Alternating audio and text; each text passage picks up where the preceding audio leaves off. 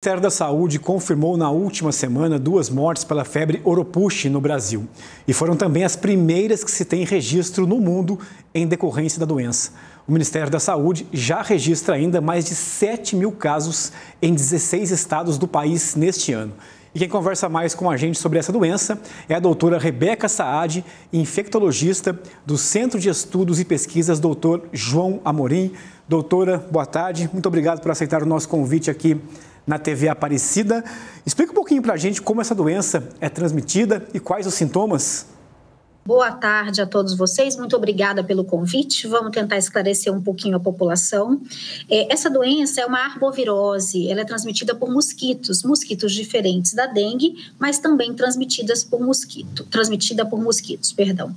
E os sintomas são muito semelhantes aos da dengue, é aí que é o grande problema, né? Febre súbita, dor no corpo, dor de cabeça, dor nas articulações e mimetiza, né? Se assemelha muito à dengue. E por isso que existe essa dificuldade. A gente passou por uma epidemia de dengue importante, né?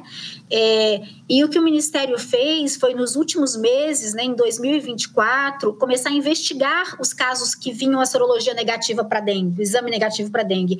E aí que se começou a enxergar mais a febre do Oropouche em diferentes estados, e não só nos estados amazônicos, como era mais característico. A semelhança, doutora, boa tarde para a senhora, obrigado pela presença aqui no TJ Aparecida. A gente agradece. Essa semelhança dos sintomas com a dengue dificulta o diagnóstico dessa febre Oropouche?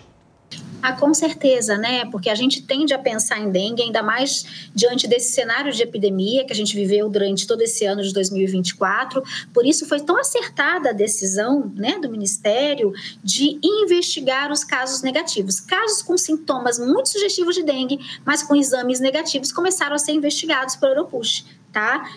Então, não é que os médicos vão pedir para todo mundo a biologia molecular para investigar o Oropouche, não. Eles vão, a depender do estado, principalmente, daquela patologia, vão pensar mais em dengue, em chikungunya ou zika, e cabe aos serviços de vigilância dos municípios essa orientação e esse fluxo de se testar para Oropouche, a não ser que tenha algum vínculo epidemiológico muito importante, né? Uma pessoa que tenha vindo desse estado amazônico, esteja aqui em outro estado há 2, 3, 4 dias e comece com uma febre e tudo mais, aí sim você precisa aventar a possibilidade de colocar como uma hipótese diagnóstica a febre do Oropouche e investigar. Agora, doutora, não existe um tratamento específico, né? Os cuidados são mais ou menos parecidos com a dengue também, para a pessoa se cuidar? Exatamente, né? Esse é o grande problema da dengue, não tem um tratamento para o vírus da dengue, como também não tem para o vírus da febre do Oropouche. Então, a gente precisa orientar repouso, hidratação, e sintomáticos, né? Medicação para dor, medicação para náusea e vômito, se eles estiverem presentes, tá? Então, a hidratação adequada. Na dengue, a hidratação tem que ser muito rigorosa, tá? É um cálculo que o médico faz de acordo com o peso do paciente. O Oropouche não tinha essa indicação tão formal, mas com esses 2 anos no Brasil, a gente precisa entender se aqui a doença tem outras características, ou está começando a ter outras características que vai precisar dessa hidratação tão vigorosa quanto a dengue. Precisa entender um pouco melhor esses casos que evoluíram a óbito, né? Foram 2 mulheres, menores de 30 anos, a gente vai precisar estudar bem para entender o que aconteceu. Mas diferente da dengue, a febre Oropouche é de uma determinada região do país? Acontece mais na selva amazônica, digamos assim? Isso, a Oropouche ela pode ter o ciclo silvestre e o ciclo urbano, né? Na região amazônica ela é muito mais presente, Rondônia, Roraima, o estado do Amazonas, o Acre, são onde você tem maior volume de casos, esses 4 estados. Pará tem menos, mas também tem. E agora disseminou, a gente já tem em 20 estados do Brasil, né? Mas com toda certeza é muito mais frequente, era uma doença até mais chamada de endêmica, mais frequente, um outro caso na região amazônica e nos países ali amazônicos também, outros países como Peru, Bolívia.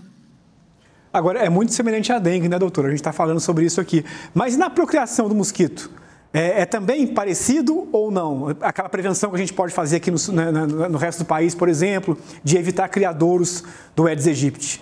Muito parecido, muito parecido. Vamos olhar nas nossas casas, gente, água parada em vasinho de planta, água parada em móveis de área externa, pneu jogado, garrafa, muito cuidado. A gente precisa se prevenir tirando a fonte, né, de procriação do mosquito e a gente se proteger, de preferência em locais que a transmissão está muito alta, roupas de manga comprida, repelente em áreas expostas da pele, tá? E sempre procurando olhar se tem algum local na sua residência que pode ser ali criadouro de mosquito, tá? E orientar a família também, né? Os mais idosos, muitas vezes os mais idosos não vão até o quintal, não olham o seu jardim, então vamos fazer isso por eles, né? Indo à casa dos avós, dos pais, para olhar se está tudo certinho. É muito importante isso para o Brasil inteiro, o tempo inteiro, né? Porque vai impedir a transmissão da dengue, das zika, chikungunya e do oropouche. É tanta doença, né, doutora, que é melhor se prevenir mesmo de todas elas, né? Muito obrigado pela presença aqui, está nos orientando sobre mais essa aí, a febre oropouche. Obrigado, uma boa tarde para a senhora, uma ótima semana também.